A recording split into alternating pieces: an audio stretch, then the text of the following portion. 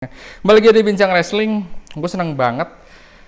Oh, pokoknya gue lagi seneng banget lah. Ini WrestleMania Review Night One.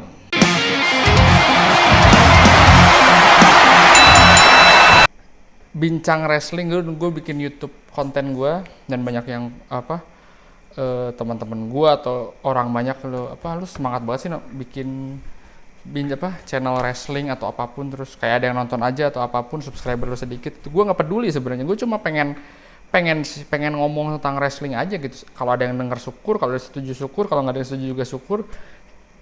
Gue udah nggak punya waktu dan keep up sama yang orang-orang suka wrestling kan, teman-teman gue udah sibuk. Jadi gue punya satu konten atau channel pengen ngebahas tentang wrestling dari sudut pandang gue.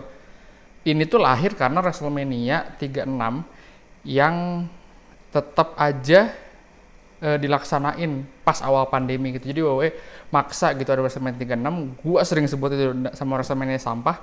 Lu bisa cek aja di konten gua yang paling pertama, Bincang Wrestling 1 itu WrestleMania sampah kalau nggak salah ya. Iya kalau nggak bener, WrestleMania sampah gitu. Nah, dari situ gue sering ngomongin tentang wrestling, dan baru aja kemarin WrestleMania Night One dan hari ini WrestleMania Night 2, gue seneng banget nonton WrestleMania gitu. Menurut gue ini salah satu WrestleMania terbaik, dan yang paling ngerinya lagi ya, ini tuh tanpa nama-nama besar, nama-nama kayak Brock Lesnar, Goldberg, John Cena, Undertaker, Triple H, orang-orang itu udah nggak ada di sini, di match card itu nggak ada. Gue sampai gila, ini WrestleMania seriusan gitu.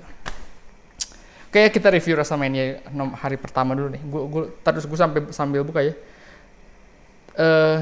Kenapa gue seneng? Karena yang pertama itu match itu solid semua. Gue seneng banget gitu nonton matchnya gitu. Solid. Yang kedua itu nggak ada nama besar. Dan yang ketiga gue seneng aja gitu, kayak akhirnya banyak orang-orang tuh ya yang dapat momennya ada di depan live crowd gitu. Lu biasa ngelihat jadi wrestling tuh kan bukan hanya sekedar pro wrestlernya kan. Wrestling tuh ada di promotor, pro wrestler, wasit, referee, sama crowd, itu tuh semua harus nyatu. Kalau nggak nyatu tuh bukan wrestling namanya, ya udah cuma latihan doang gitu. Nah, kita lihat night 1 ya. Ini Bobby Lashley, opening match-nya Bobby Lashley lawan Drew McIntyre, WWE Champion. Kita bahas satu deh. Ini pas Bobby Lashley ini ya sama Drew McIntyre, gue berharap banget sebenarnya Drew McIntyre juara gitu, menang di sini. Tapi sayangnya Drew McIntyre kalah kan. Tapi nggak apa-apa gitu. Jadi dan match-nya cukup solid banget di si pertandingan. Oh, gue lupa deh, saking excitednya gue ya pengen ngebahas ini.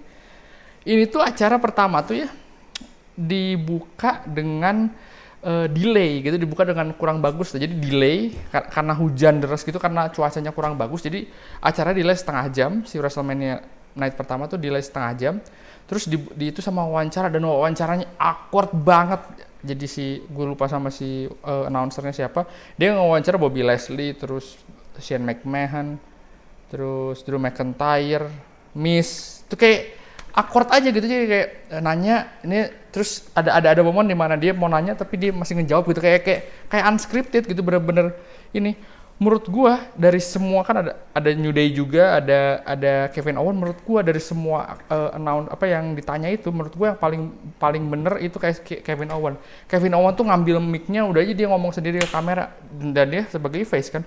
Menurut gua itu yang paling bener gitu. Pas New Day aja nggak jelas gitu, tiba-tiba ada Big E, terus kayak si announcer, sebenarnya salah si announcer sih, harusnya announcer bisa lebih kreatif gitu, tapi ini enggak. Terus makanya si Kevin Owens ngambil itu. Menurut gue salah satu kebagusan Kevin Owens kan di speaking talkingnya gitu kan. Nah, terus udah gitu akhirnya dibuka sama Bobby Lashley sama Drew McIntyre. Ada botch lagi di sini, harusnya kan ada pedang tuh, terus si pedangnya dimasukin gitu, terus muncul pyro. Si pedang itu nggak nancep, cuma gitu doang. Jadi pedangnya misalnya udah penggaris nggak sih? Nah, kayak gini nih. Saya pedang kayak gini kan, harusnya kan nancepin ini gitu ya. Ini mah nggak, cuma gitu doang. Jadi wah, kata gue awal udah bos nih kan. Tapi padahal Drew McIntyre tuh udah gue udah sering bilang momen dia tuh harusnya ada live crowd gitu, karena dia di momennya sebenarnya udah udah habis kali ya, tapi ya nggak apa-apa lah. Menurut gue Drew McIntyre salah satu orang yang bisa carrying world champion gitu, dan terus lawan Bobby Lashley. Jadi gue sebenarnya fans banget mendukung banget sama Drew McIntyre kan, tapi dilihat dia dikalahkan sama Bobby Lashley dan kalahnya juga dia nggak squash match, tapi jadi nggak terlihat itu seperti ngebuat si Drew McIntyre jadi lemah, dan nggak ngeliat juga kayak si Bobby Lashley itu menang dengan cara kotor gitu ya, jangan ini. Jadi emang keren lah. Jadi mungkin WWE juga pengen ngebuat si Bobby Lashley ini jadi kayak kesannya di Brock Lesnar gitu. Jadi menurut gue opening match-nya solid, WWE championnya solid, dan wah keren lah maksudnya WWE champion. Gue baru sadar WWE champion yang bukan namanya besar gitu ya. Mesti Bobby Lashley dan Drew McIntyre 10 tahun kebelakang apa gitu. Sementara kita sering lihat WWE champion itu ya ada Triple H-nya, ada Brock Lesnar lah sering banget di WWE champion gitu. Nah udah gitu, nah ini tag team turmoil. Jadi yang menang lawan WWE Women's Tag Team Champion di besok di night 2-nya gitu. Nah ini yang menang Natalia Tamina. Gue nggak begitu merhatiin ya, soalnya rada males juga nonton ini. Tapi di pertandingan ini ada kejadian botch juga, si Mandy Rose kepleset jadi jatuh, tapi langsung si kamera langsung di-cut, tapi dan jadi sempat trending topik juga gitu. Nah ini pertandingan selanjutnya ini Cesaro sama Seth Rollins. Ini gue tuh pernah bilang kalau si WrestleMania ini waktunya untuk orang-orang tuh dibagusin di tiap matchnya gitu. Dan menurut gue iya, ini matchnya tuh dari tadi yang openingnya Bobby Lashley sama Drew McIntyre, dan pas ada Cesaro sama Seth Rollins ini, menurut gue pertandingannya cukup oke gitu. Dan juga ya kelihatan lah mereka mantan indie darling kan, tapi yang di TV terus kelihatan banget lah mereka oke banget gitu di sini. Terus ada AJ Styles sama Omos lawan New Day.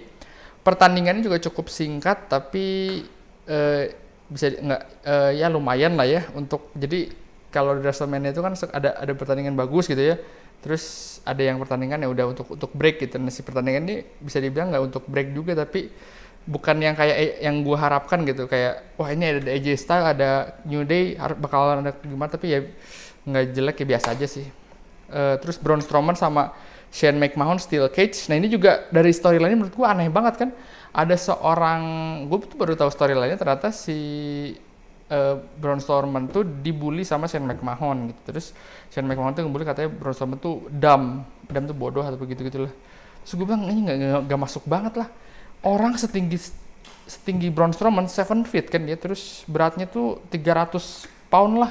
Terus dibully sama orang kecil banget, terus nggak masuk gitu. Storyline macam apa nih gue bilang. Terus yang ada juga kalau bullying kan orang yang lebih besar kan badannya, bukan yang orang lebih besar merasa dibully gitu. Orang yang lebih besar tuh nggak pernah merasa dibully karena dia punya kekuatan kan. Wah anjir, dipukul atau gimana nih, kayak orang lebih besar terus dibully, terus kayak dia jadi mau jadi kan karena dia face jadi mau jadi hero gitu buat orang-orang yang dibully. Nggak masuk gitu. Tapi beda sama pertandingannya gue suka gitu. Jadi ngingetin gue sama pertandingan ya, namanya Shane McMahon tuh meskipun bukan pro wrestler, tapi dia menurut gue entertainer banget. Jadi dia tahu gitu cara-cara untuk mengentertain gitu. Jadi Steel Cage sampai roboh juga, menurut gue itu salah satu. Terus awalnya juga hype ada si Elias sama siapa tuh yang satu lagi gondrong, itulah pokoknya dua orang itu. Dan ini juga menurut gue bagus gitu buat pengganti match yang besar gitu kan. Biasanya di WrestleMania ada match besar yang orang-orang sampai nonton gitu. Ini bagus. Nah ini pertandingan selanjutnya ini yang gua tadinya nggak bakal nonton, dan aneh. Ada pertandingan macam apa nih? Ada Bad Bunny sama Damian Priest lawan John Morrison sama The Miz. Tadinya gue bilang anjing ini film ini pertandingan apa sih? Ini tuh kayak gua rasa ini kayak pertandingan, kan sering ada pertandingan artis, dan gue juga pada males nonton artis gitu yang terlibat gitu. Terus Bad Bunny ini emang udah suka WWE kan dari zaman dulunya, sama kayak kita lah fans WWE gitu.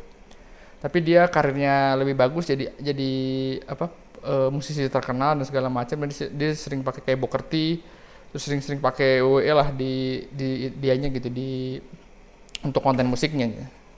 Akhirnya dia di-invite sama WWE dan ada storyline ini, dan akhirnya dia match di WrestleMania. Terus pas gue nonton, ternyata si pertandingan ini malah jadi salah satu pertandingan yang stole the show menurut gue. Kayak gue nggak kaget aja gitu ngeliat Bad Bunny yang bisa seperti itu gitu, dan yang paling ini semua orang mungkin setuju sama gue, dia ngelakuin Canadian Destroyer gitu. Canadian Destroyer itu mungkin nggak pernah kali dilakuin sama gue nggak pernah lihat. Soalnya gue tuh tahu Canadian Destroyer tuh dari siapa ya namanya, Pete Williams apa siapa ya lupa, di TNA kan. Jadi gue suka banget gaya si Canadian Destroyer kan sebenarnya kayak leg drop kan, cuman dia tuh ngebalik gitu. Jadi emang harus pas banget lah. Dan yang gue kagetin, dia ngelakuin Canadian Destroyer ke John Morrison, dan si Canadian Destroyer tuh clean gitu, clean tuh tanpa botch ya. Jadi gue ngeliat anjing ini keren banget lah si Bad Bunny. Jadi dia karena fans udah lama, malah menurut gue dia lebih keren di wrestling daripada Floyd Mayweather gitu. Floyd Mayweather kan pernah di WrestleMania juga kan, on Big Show, tapi ya apa pertandingan gitu doang gitu. Sementara Bad Bunny, wah gue suka lah gitu. Dan kalau menurut gue ya, kalau misalnya nanti mana menurut gue ya, kayak ini tuh menurut gue mirip kayak debutnya Ronda Rousey gitu ya. Ronda Rousey sama Kurt Angle lawan Stephanie sama si Triple H gitu.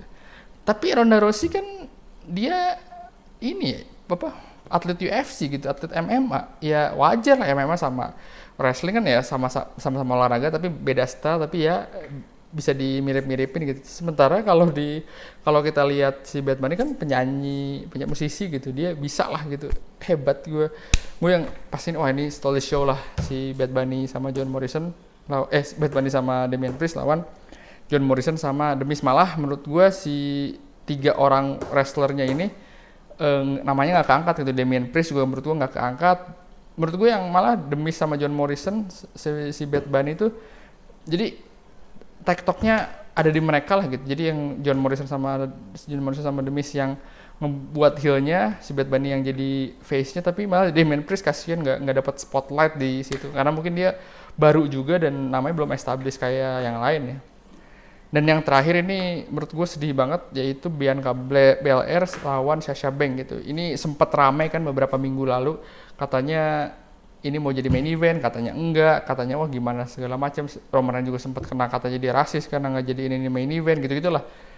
Dan akhirnya mereka main event, dan gue kaget dan baru gue nanti gue bahas. Yang gue kaget dan gue baru ngeh adalah dua orang ini tuh black woman kan, apalagi di Amerika dan di WWE kan terkesannya konservatif ya, nggak pernah naruh seorang black gitu kayak jadi WWE champion, jadi main event gitu. Sementara ini main eventnya udah mah black terus woman lagi. Jadi gue tuh pas WrestleMania 35 apa ya, gue lupa, WrestleMania 35 kalau nggak salah, yang Ronda Rousey, Becky Lynch sama Charlotte Flair, jadi udah mah triple threat woman gitu. Gue ngerasa ya kalau si triple threat itu yang mereka bertiga white woman semua kan, kayaknya itu kayak terlalu gambling gitu. Kayaknya belum siap mereka untuk naruh woman versus woman gitu, one on one aja. Kayaknya mereka tuh belum siap gitu. Kayaknya nama Ronda Rousey udah besar, nama Charlotte Flair sama Becky Lynch juga udah besar kan. Apalagi Becky Lynch lagi karakter The Man-nya tuh lagi oke banget, lagi gitu banget lah, lagi hype banget gitu waktu zaman itu. Nah, kayaknya WWE atau Vince mungkin insecure gitu kalau naruh one on one gitu kan. Jadi makanya ditaruh 3 lah. Jadi nama besar ini, Charlotte Flair udah nama besar, Ronda Rousey udah nama besar, Becky Lynch lagi naiknya. Jadi ditaruh gitu biar hype WrestleMania-nya.